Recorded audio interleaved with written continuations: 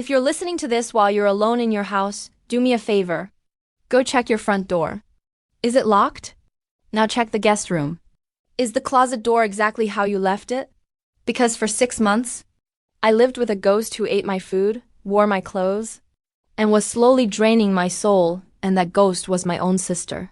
My name is Lena. I'm 27 years old, and I'm a forensic architectural auditor. That's a fancy way of saying insurance companies pay me to find out where the money went before a building collapses or a scandal hits the headlines. I find the missing bolts in construction and the missing zeros in bank accounts. I am a person who keeps records the way other people keep grudges, carefully organized, dated and never thrown away, but 3 years ago I made a mistake. I let family into my perimeter. After my father, Ernesto, died, my mother, Renata, said she couldn't manage the house alone. She was 63 in perfect health, but grief is a powerful tool. So I invited her into my Seattle condo. Then came my sister, Chloe. Chloe is 32 and has a restless charm that my mother calls finding herself, and I call chronic unemployment. For 3 years I was the ghost in my own home. I paid the mortgage, the utilities, the groceries, and the property taxes. I drove Renata to her appointments and handled the estate paperwork. In return, I was treated like a utility, useful, but invisible. Before we get to the moment I found the harvesting notebook, I want to see who's in the room with us. Drop your age and where you're listening from in the comments right now. Are you the successful sibling everyone expects to carry the load? Or are you the one watching your family fall apart? I read every single comment because, after what my sister did, I need to know there are still sane people left in the world. And if you love seeing a golden child get hit with a reality check, hit that subscribe button and turn on the bell. You're going to want to be here for the ending of this one. The glitches started about 9 months ago. Small things. My mail would arrive already opened. Chloe would hand me a stack of letters, the corners lifted and pressed back down. Oops, I thought it was my bank statement. She'd chirp, tossing a sensitive investment report onto the counter, then came the doorway shadow. Whenever I was on a Zoom call or paying bills, I'd feel a prickle on my neck. I'd turn around and Renata would be standing in the doorway. Not saying anything, just present, her. Eyes moving toward my laptop screen without quite landing there. The cold clarity came on a Thursday evening in April. I came home early from a client trip to find Chloe at the desk in my home office. She was sitting with her back to the door, working something out on paper with a printed bank statement I had left in the recycling bin. She closed the paper quickly when she heard me. Her expression wasn't embarrassed. It was interrupted. I didn't say anything. I went to my bedroom and sat on the edge of the bed with my hands very still in my lap. I didn't feel panic. I felt the particular chill that arrives when a threat reveals itself. That night I called my attorney, Philip. How much of your financial picture do they have? He asked. Probably too much, I replied. Then we start today, he said, not after I didn't confront them. In my profession, if you spook the target, they just hide the evidence better. Instead, I spent 5 months doing quiet, methodical work. I brought in a forensic accountant. We moved the bulk of my savings into a structured trust account that Chloe couldn't see. What I left in the visible account, the one she had the login for, was exactly $12,400. To someone like Chloe, that looks like a fortune. To me, it was bait. I photographed every item of value in the house, every serial number, every purchase receipt. I even replaced a few pieces of jewelry I suspected Chloe had been appraising with high-quality replicas. Then I installed the nanny cams. High-definition, cloud-sensed cameras hidden inside the air purifiers in the living room and my office. November 14th was the date. I was scheduled for a 10-day keynote circuit in London. I told Renata and Chloe 10 days in advance. I watched their reactions. Chloe nodded quickly and left the room. Renata asked exactly what time my flight was. Both responses were off. I left on a Monday. I hugged them both at the door. Chloe smelled like my expensive perfume. The $300 bottle she thought I didn't notice was half empty. Have a safe flight, Lena, she said. Don't worry about the house. It's in good hands. I looked her in the eyes and almost felt sorry for her. She really thought she was the hunter. She didn't realize she was walking into a laboratory. I landed at Heathrow at 7:10 a.m. local time.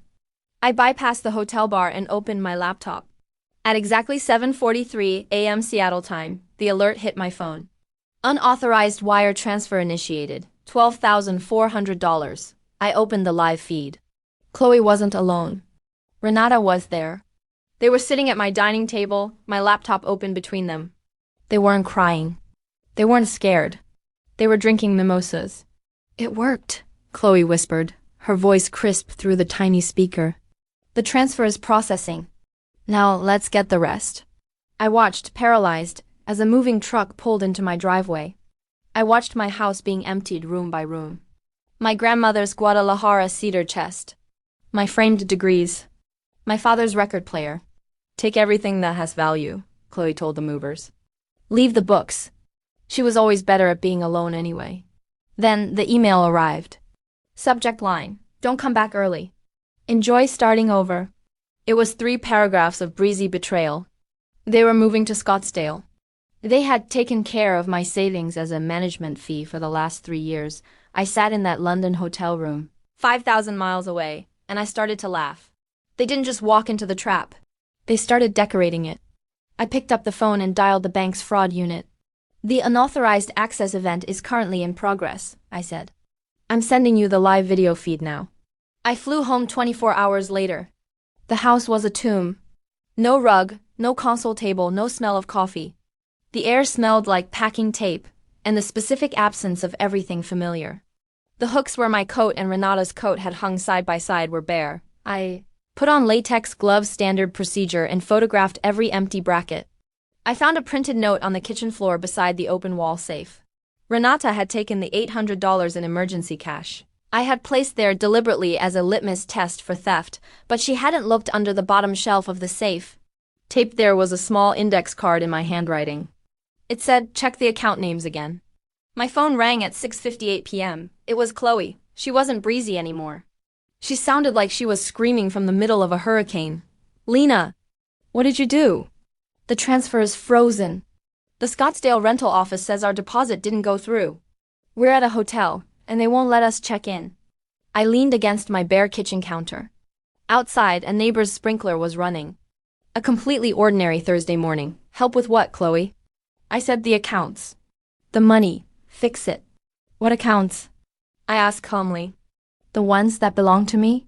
Or the one you used to trigger a federal wire fraud investigation? Renata grabbed the phone. Lena, stop playing games. Whatever you reported, undo it. We're your family.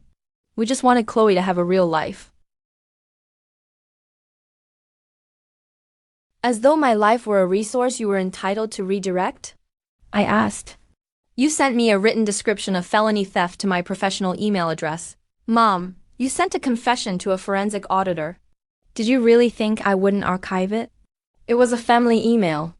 Renata shrieked. There is no such thing as a private confession of a crime, I replied. The bank has the footage. The police have the GPS of the moving truck. And Scottsdale PD is already on their way to your hotel. I hung up. I poured a glass of water, the only thing they hadn't taken, and I waited for the silence to settle. It was the first time in 3 years the house felt like mine. Real life doesn't have a hero moment. It has a settlement meeting. 4 months later, we sat in a conference room. Renata's attorney looked like he wanted to be anywhere else. My sister was wearing a probationary structure that would escalate to criminal charges if she so much as looked at a credit card application, because they had moved property across state lines and attempted to access a flagged account. It was a federal matter. To avoid a full trial, Renata had to sign over her entire interest in our father's life insurance policy to repay the theft. Chloe was forced into a separate restitution agreement. Between the insurance claim and the restitution, I got back 89% of what had been taken, but the money wasn't the point.